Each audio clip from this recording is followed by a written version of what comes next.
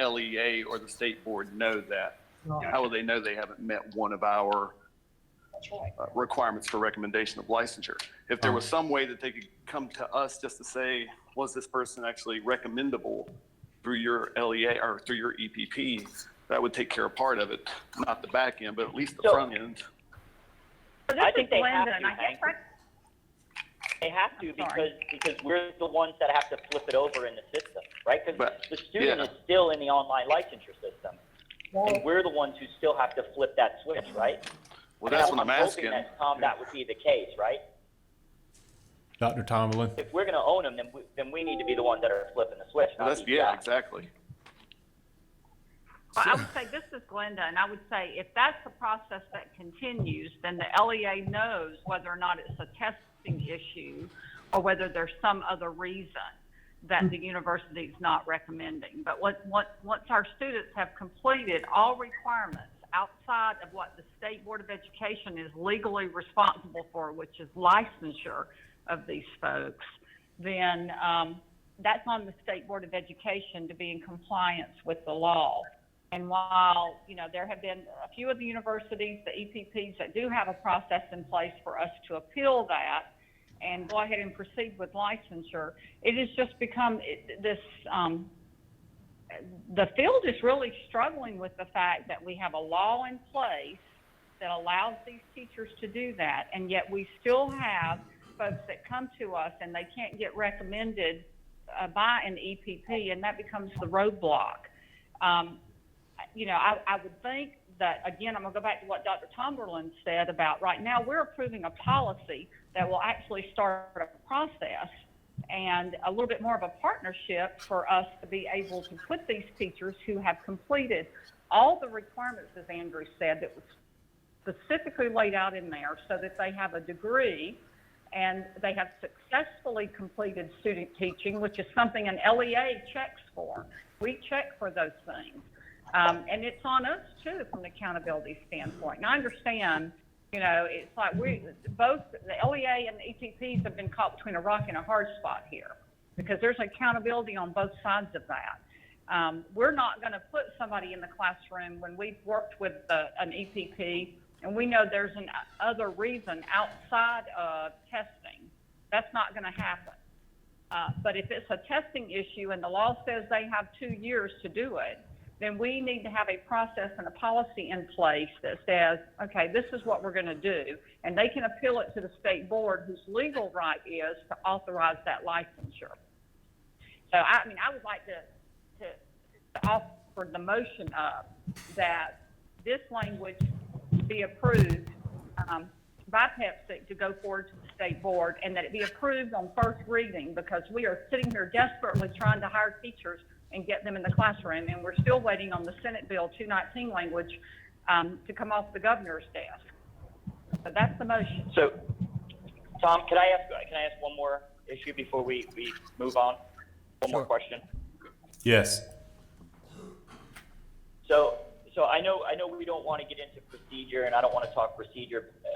Can we at least get some assurances before we go forward? Can we just get some assurances that, one, the EPP, whatever the policy and procedure that ultimately ends up, that as the policy is developed, that the procedure rather, EPPs will be involved in helping to shape the procedure, that EPPs will be the ones that make the recommendation, and then, if possible, that we can get data collected on these individuals that weren't recommended on first pass. Can we create a cohort of them and look at their data going forward?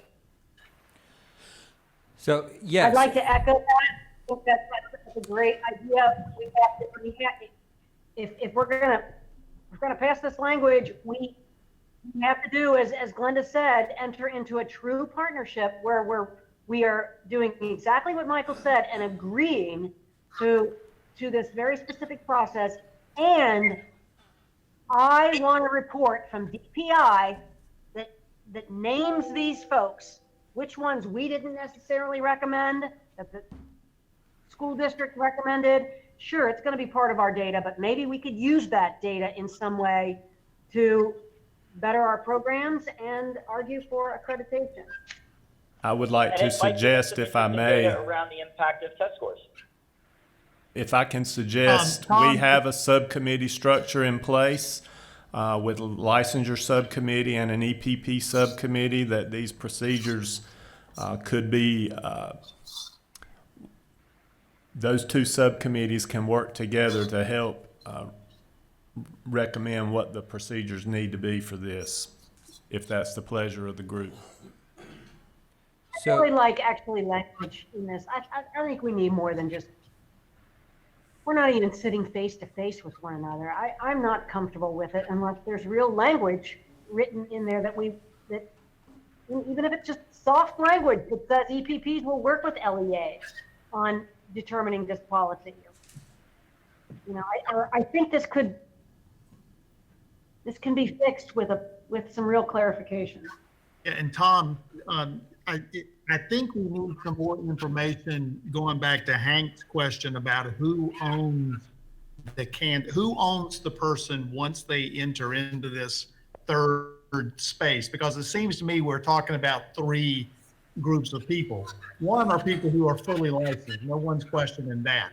Two are people who have not shown the capacity to teach in the academic program. Now we have this third group of people, and we've not answered, maybe you did answer the question, Tom, who owns them for purposes of accountability? And you're saying the EPP owns them. So if the state board, I'm sorry, Dr. Okay. If the state board is required to act to license a teacher based on the fact that the state law allows them 2 years to pass the test, then the performance of that individual will still go back to the EPP. In no way are we trying to insert the State Board of Education into the licensing process other than in the single area where the law dictates to the State Board of Education that it must provide that opportunity. I am completely understanding of everyone's concerns, and while process is not under the purview of PEPSC, I will gladly commit to allowing a subcommittee to review all the processes we might come up with for enacting this policy. What I'm concerned about is addressing those specific concerns about how this will get done before I've had a chance to meet with the people who would actually implement this. And that's an important thing. And I didn't mean that to be cryptic or cagey, that I'm not going to tell you what the process is.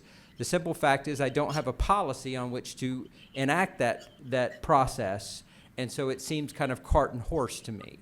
But I will gladly work with the subcommittee to develop a process that preserves the dignity and the rights of the EPPs in the recommendation process.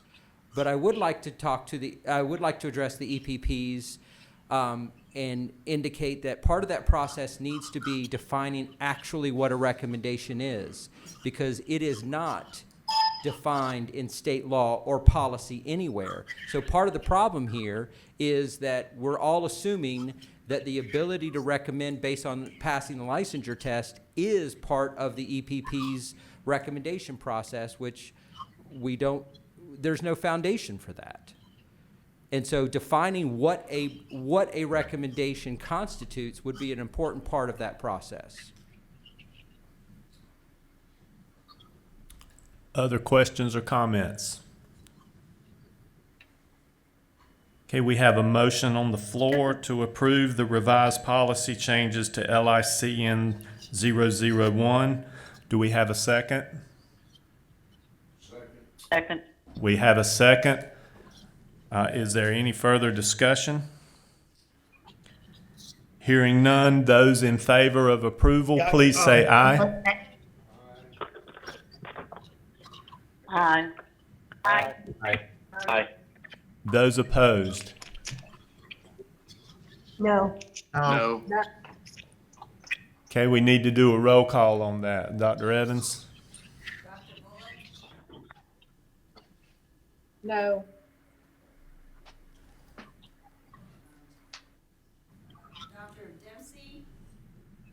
No. Dr. Fleming? Yes. Mr. McKinney? Yes. Dr. Houston? Yes. Mrs. Jones? Yes. Mr. Lockus? Yes. Dr. Locklear?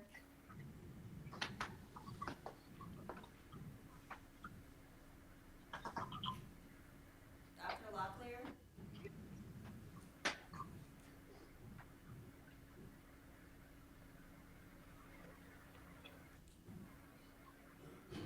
Dr. Marr?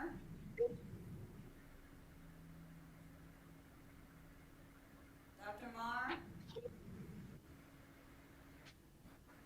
Dr. McIntyre? No. Sorry, I was on mute. I'm a reluctant yes.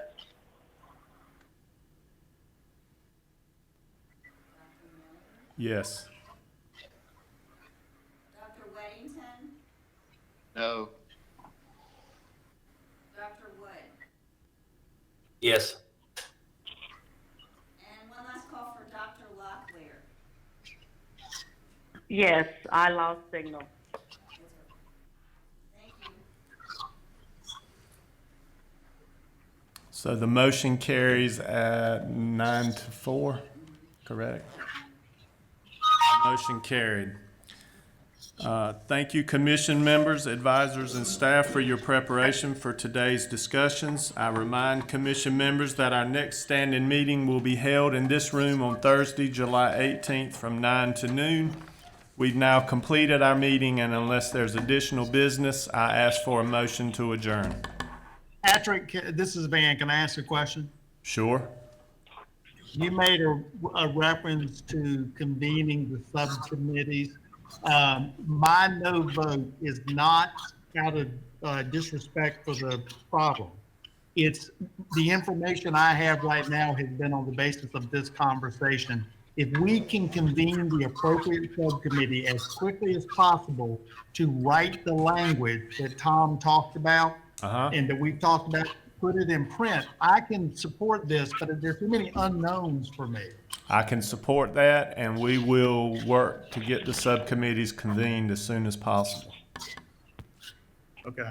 Great. Thanks, Van. Appreciate you saying that. Thanks. I feel the same way. I think it's moving in the right direction. We just need a little work.